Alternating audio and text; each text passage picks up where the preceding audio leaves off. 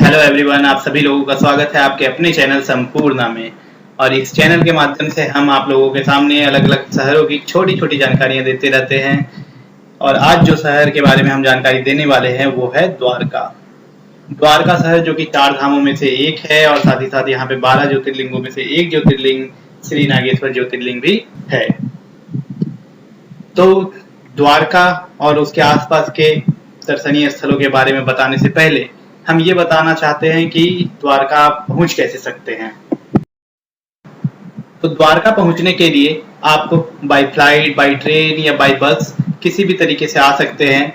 अगर आपको by air Dwarka आना है तो यहाँ का जो नियरेस्ट एयरपोर्ट है वो है जामनगर।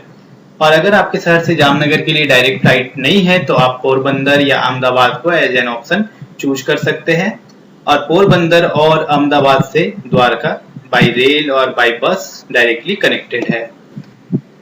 अगर आपको बाय ट्रेन द्वारका पहुंचना है तो द्वारका में ही इसका अपना रेलवे स्टेशन है।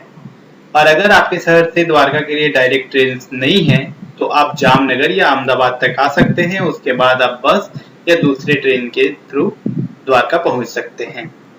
इसके अलावे अगर आप नियर बाई प्लेसेस में रहते हैं तो आप कैब या बस से भी द्वारका पहुंच सकते हैं। बात कर लेते हैं कुछ प्लेसेस के बारे में जो कि आप द्वारका आने पे घूम सकते हैं। साथ ही साथ आपको कितने दिनों के लिए द्वारका आना चाहिए। अगर आप सारे जगहों को घूमना चाहते हैं द्वारका में तो आप कम से कम 2 दिन लेकर के आए। 2 दिन में यहाँ के सारे टूरिस्ट प्लेसेस ऑलमोस्ट कवर हो जाएंगे। तो हम बात करते हैं डे 1 की।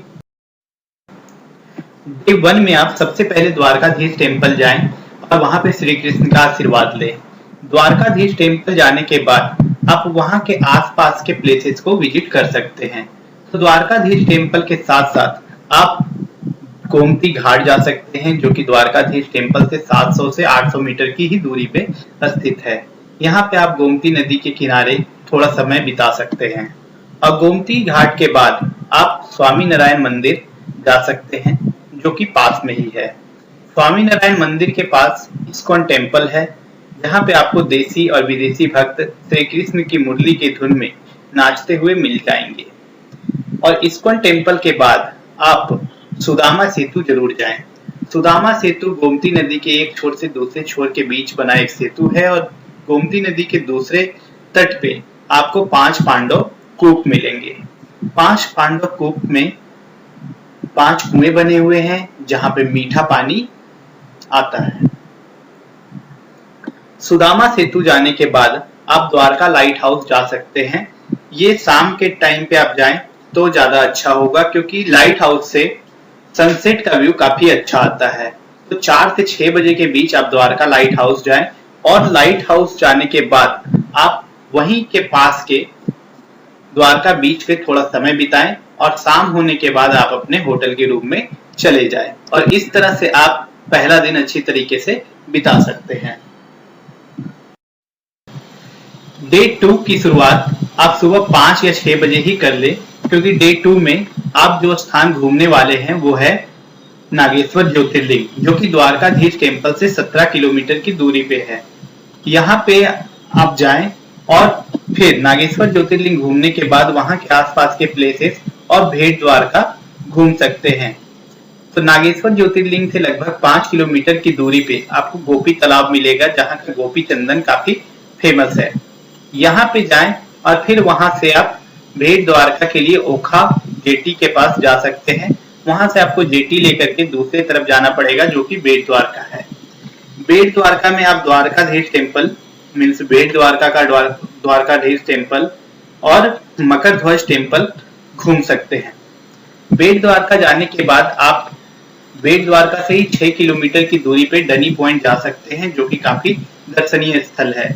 यहाँ पे आपको 3 तरफ समुद्र देखने को मिलेगा। और डनी पॉइंट बेट द्वारका से लगभग 6 किलोमीटर की दूरी पे है। डनी पॉइंट से वापस आने के लिए फिर से आपको बेट द्वारका के जेटी लेना पड़ेगा और ओखा आना पड़ेगा। और फिर आप ओखा से अपने घर की तरफ अपने रूम की तरफ निकल जाएंगे तो रास्ते में आपको रुक्मिणी देवी टेम्पल मिलेगा तो वहां पे जरूर जाए। रुक्मिणी देवी टेम्पल के बाद आप गीता मंदिर भी जा सकते हैं। गीता मंदिर से लगभग 200 मीटर की दूरी पे आपको भड़केश्वर महादेव का मंदिर मिलेगा, जो कि अरब सागर में बनाया गया है। यहाँ पे जाने के लिए आपको अरब सागर के ऊपर से एक पुल से जाना होता है, जैसा कि आप पिक्चर में देख पा रहे हैं।